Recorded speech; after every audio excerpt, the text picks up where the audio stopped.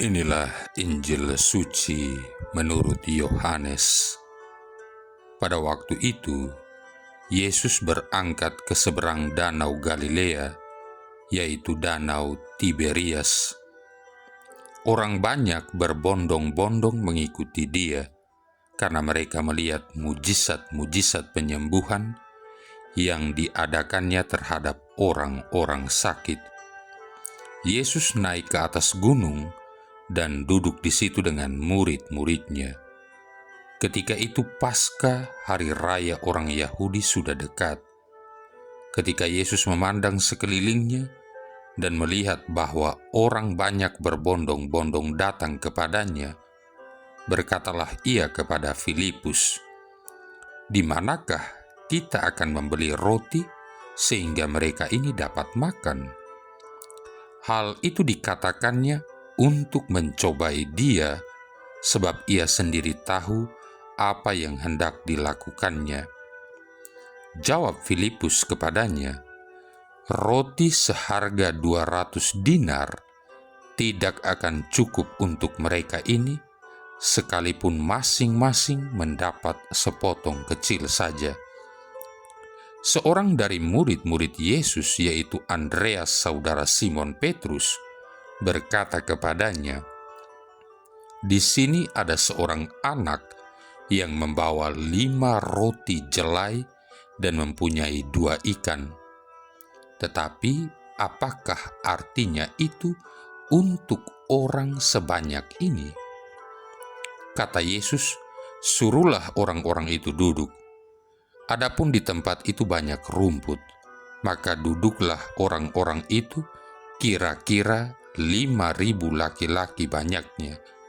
Lalu Yesus mengambil roti itu, mengucap syukur, dan membagi-bagikannya kepada mereka yang duduk di situ.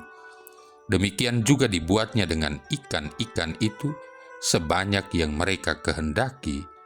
Dan setelah mereka kenyang, ia berkata kepada murid-muridnya, "Kumpulkanlah potongan-potongan yang lebih, supaya tidak ada yang terbuang." Maka mereka pun mengumpulkannya dan mengisi 12 bakul penuh dengan potongan-potongan dari kelima roti jelai yang lebih setelah orang makan. Ketika orang-orang itu melihat mujizat yang telah diadakan Yesus, mereka berkata, "Dia ini benar-benar nabi yang akan datang ke dalam dunia." Karena Yesus tahu bahwa mereka akan datang dan hendak membawa dia dengan paksa untuk dijadikan raja, ia menyingkir lagi ke gunung seorang diri. Demikianlah sabda Tuhan. Saudara-saudari yang terkasih, kita sudah berulang kali mendengar dan merenungkan mujizat 5 roti dan 2 ikan ini, yaitu satu-satunya mujizat yang ditulis dalam keempat Injil. Kali ini bisa jadi kita tidak lagi tertarik untuk merenungkan hal ini, karena sesuatu yang sama kalau dilakukan berulang-ulang akan menimbulkan kejenuhan. Sahabat saya, seorang imam, mengingatkan bahwa selalu saja ada hal baru yang bisa kita gali dari Injil. Dan saya mencoba untuk merenungkan sesuatu yang terlewatkan itu. Saudara-saudari yang terkasih, Yesus mencobai iman Filipus. Mungkin karena Filipus memang berasal dari Betsaida, kota terdekat dari tempat mereka berkumpul.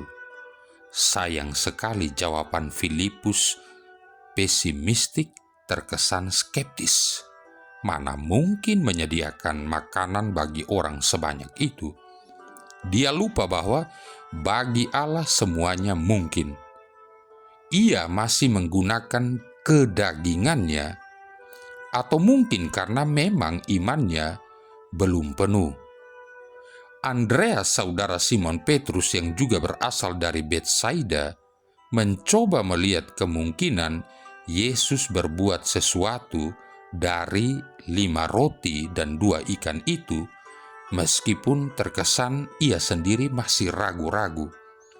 Sayang sekali, tidak satupun muridnya yang meminta kepada Yesus, "Guru, berilah mereka makan." Padahal dari pengalaman sebelumnya, Yesus dapat melakukan apa saja yang ia mau.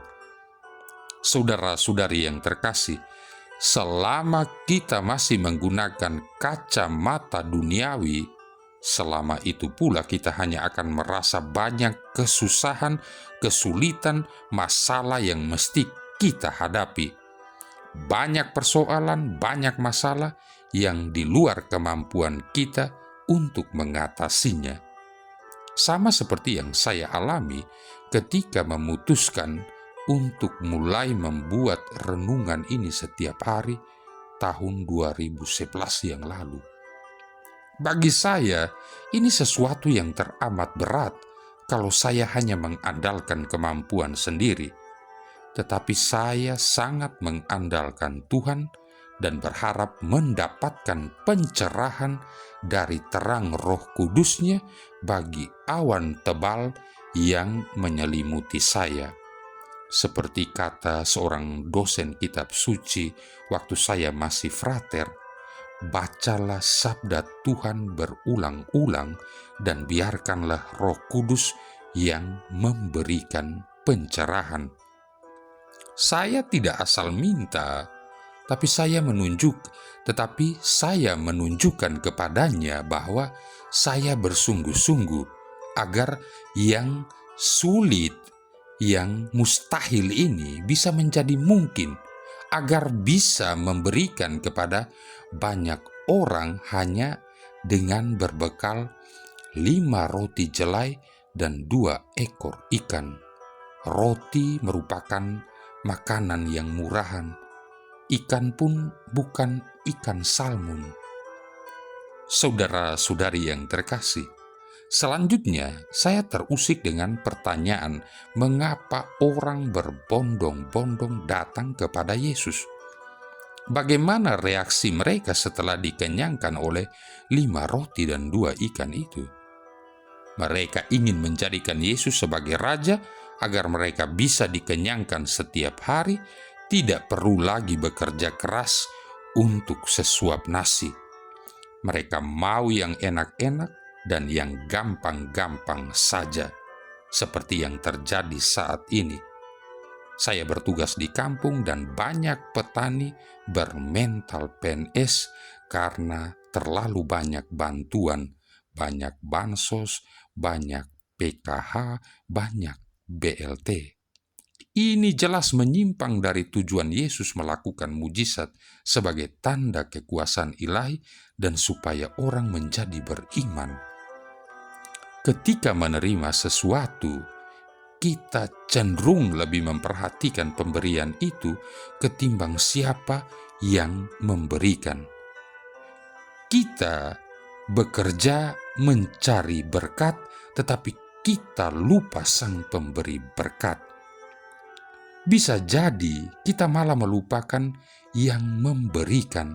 Lebih aneh lagi, ketika kita berharap sesuatu, kita meminta dengan memaksa-maksa, seolah-olah memang kewajiban Tuhan untuk memberi. Tetapi setelah menerimanya, kita malah melupakan pemberinya. Begitu sulitkah kita mengucapkan satu kata ini, terima kasih?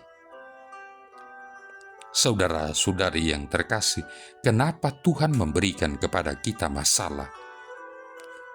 Masalah-masalah yang Anda hadapi bisa membuat Anda jatuh atau bisa membuat Anda bertumbuh, tergantung dari bagaimana caranya Anda menanggapinya. Sangat disayangkan banyak orang gagal untuk melihat bagaimana Tuhan menggunakan masalah untuk kebaikan mereka.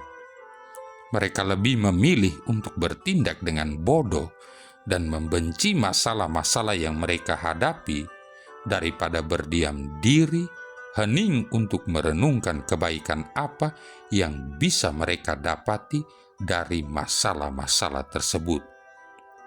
Ada 5 cara di mana Tuhan menggunakan masalah-masalah di dalam kehidupan Anda.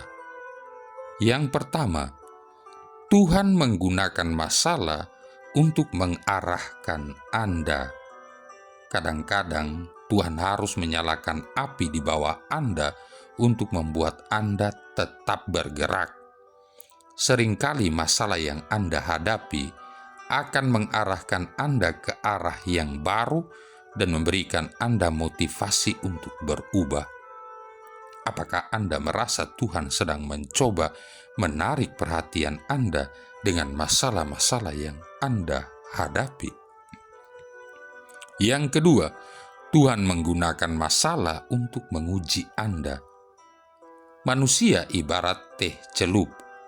Jika Anda ingin tahu apa yang ada di dalamnya, celupkan saja ke dalam air panas. Pernahkah Tuhan menguji kesetiaan Anda dengan masalah? Apakah yang Anda dapati dari masalah-masalah itu tentang hidup Anda? Seperti kata Santo Yakobus, "Saudara-saudaraku, anggaplah sebagai suatu kebahagiaan apabila kamu jatuh ke dalam berbagai-bagai pencobaan, sebab kamu tahu bahwa ujian terhadap imanmu itu menghasilkan ketekunan." Yakobus bab 1 ayat 2-3. Yang ketiga, Tuhan menggunakan masalah untuk mengoreksi Anda. Ada pelajaran-pelajaran kehidupan yang Anda pelajari hanya melalui penderitaan dan kegagalan.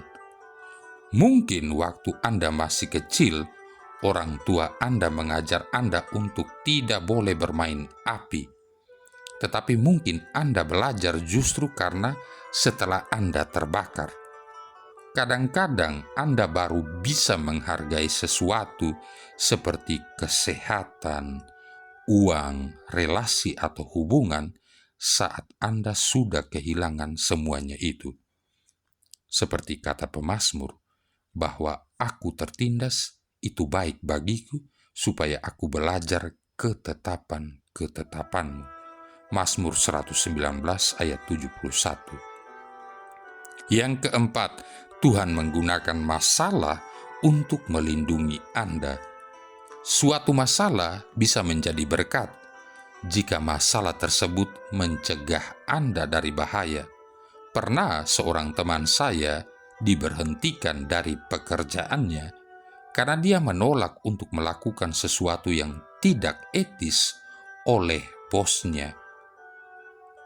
Memang pengangguran merupakan suatu masalah, tetapi justru itulah yang menghindarkan dia ditangkap dan dimasukkan ke dalam penjara, karena setahun kemudian kelakuan sang bos yang tidak etis itu akhirnya terbongkar. Kitab Kejadian menulis, "Memang kamu telah mereka-rekakan yang jahat terhadap aku, tetapi Allah telah mereka-rekakannya untuk kebaikan." Kejadian bab 50 ayat 20. Yang kelima, Tuhan menggunakan masalah untuk menyempurnakan Anda. Jika Anda menanggapi masalah dengan cara dan pandangan yang benar, masalah tersebut bisa membentuk Anda. Tuhan lebih memperhatikan karakter Anda daripada kenyamanan Anda. Hanya hubungan Anda dengan Tuhan dan karakter Anda yang akan dibawa oleh Anda sampai kekal. Anda seharusnya bermegah dalam kesengsaraan Anda, karena Santo Paulus telah memberikan kesaksian dengan hidupnya sendiri. Kesengsaraan itu menimbulkan ketekunan, dan ketekunan menimbulkan tahan uji, dan tahan uji menimbulkan pengharapan. Roma bab 5 ayat 3-4. Marilah berdoa.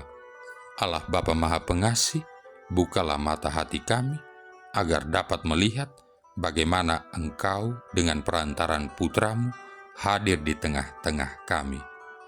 Dengan pengantaran Yesus Kristus Putra-Mu, Tuhan kami, yang bersama dengan Dikau dalam persatuan Roh Kudus hidup dan berkuasa, satu Allah sepanjang segala masa. Tuhan memberkati kita sekalian, Bapa, Putra, dan Roh Kudus.